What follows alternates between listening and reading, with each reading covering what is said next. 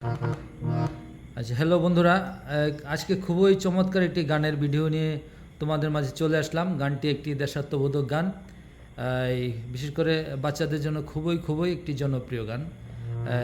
তাই খুব সহজ করে আমার মতো হারমোনিয়ামে আমি গানটি তোমাদেরকে দেখানোর চেষ্টা করব।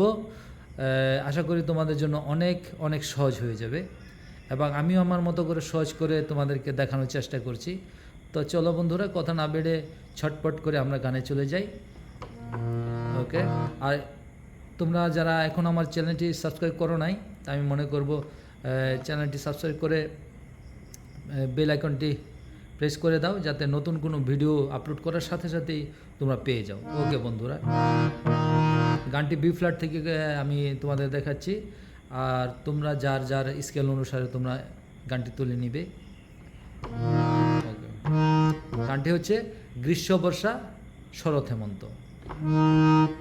যেমন গ্রীষ্ম বর্ষা শরৎ হেমন্ত, তাহলে স্বররূপটা কি হলো?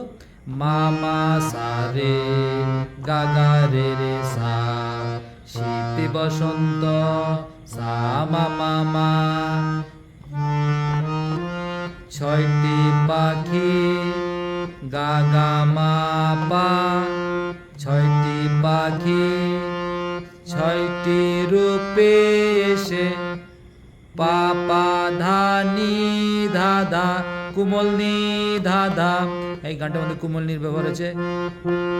ছয়টি রূপে এসে পাপা ধানি ধাপা, বাংলাদেশে মামা বাধা,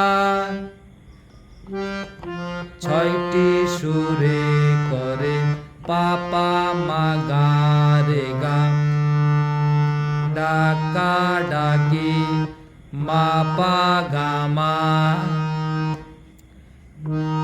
এই হচ্ছে গানটির স্থায়ী অংশটুকু আমি স্বরলিপির মাধ্যমে দেখানোর চেষ্টা করলাম। তোমরা একটু যদি মনোযোগ সহকারে এই স্বরলিপিটি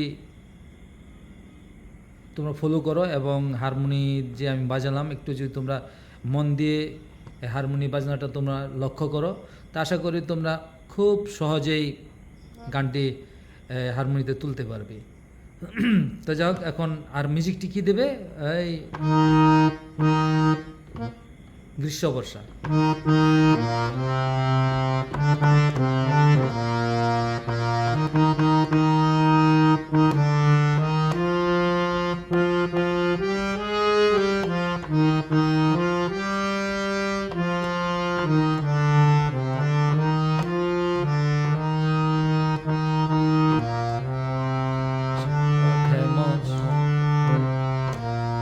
আচ্ছা, এখন আমরা চলে যাই প্রথম অন্তরায়। প্রথম অন্তরায় কি?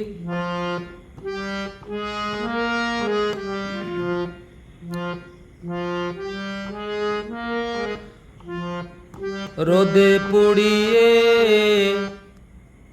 ধাধা নিনি, রোদে পুড়ি ধাধা নিনি সাসা নিধা, রোদে পুড়িয়ে, তাহলে এটা মধ্যে কি? ধাধানি ধাধানি সাসা নিধা, রোদে পুড়িয়ে হাওয়ায় উড়িয়ে ধাধানি রে সা, ধাধানি রে সা। হ্যাঁ, উপরের রে, হ্যাঁ, তারা পাটে রে ব্যবহার হয়েছে। ধাধানি রে সা, রোদে পুড়িয়ে হাওয়ায় উড়িয়ে, গ্রীষ্ম এসে কয় সাসা নিধা পা, সাসা কোমল নিধা পা। তাহলে কি? রোদে পুড়িয়ে হাওয়ায় উড়িয়ে, গ্রীষ্ম এসে কয় সাসা নিধা পা, নতুন পথে নিনি ধাপা, চলতে হবে ধাদা পামা, ভাঙিয়ে দিলাম ভয় মামা গাগা ধাদা। তারপর বৃষ্টি নূপুর পরে মামা মা বর্ষা এসে গা গা রে গা, মেঘের কা সা রে সা,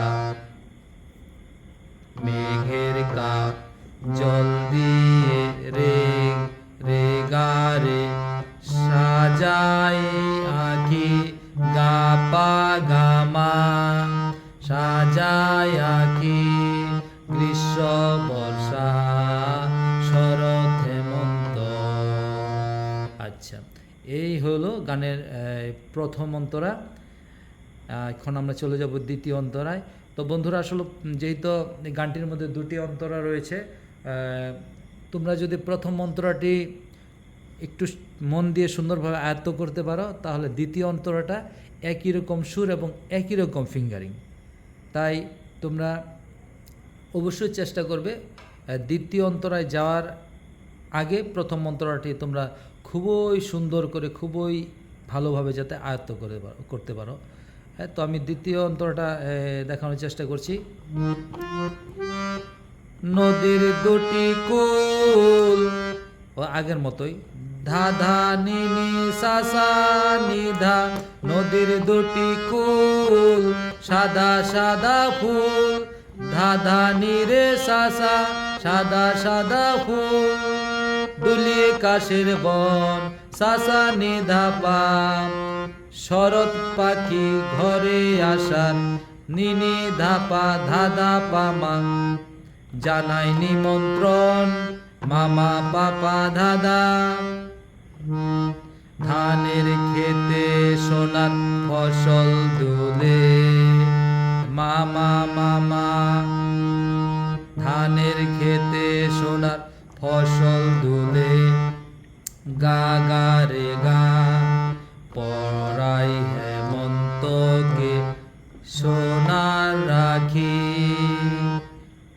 এই গানের শেষের অন্তরা অর্থাৎ দ্বিতীয় অন্তরা, অর্থাৎ দুইটি অন্তরার সুর একদম একই রকম, শুধু দুটি অন্তরার গানের কথাগুলো দুরকম।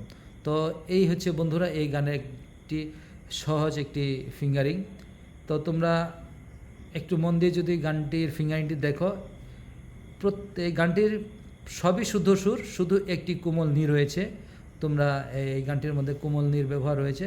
তো তাহলে তোমরা দেখো, সা রে গা মা পা ধা নি সা, হ্যাঁ, এই যে শুদ্ধ নি, এই কোমল নি, হ্যাঁ, তো এই কোমল নির ব্যবহার রয়েছে। তো বন্ধুরা, তোমরা একটু মনোযোগ সহকারে যদি এই ফিঙ্গারিংটি দেখো, তা আশা করি তোমরা খুব সহজেই গানটিতে এই হারমোনিতে তুলতে পারবে। তো আমি আমার মতো করে তোমাদেরকে দেখানোর চেষ্টা করলাম, আশা করি তোমাদের জন্য সহজ হবে। তো বন্ধুরা, এই হচ্ছে এই গানটির ফিঙ্গারিং। তো আশা করি তোমরা এই গানটির ফিঙ্গারিংটা দেখে অবশ্যই উপকৃত হবে। তো বন্ধুরা, তোমাদেরকে অনেক অনেক ধন্যবাদ জানিয়ে আজকের মতো বিদায় নিলাম। ওকে, ধন্যবাদ।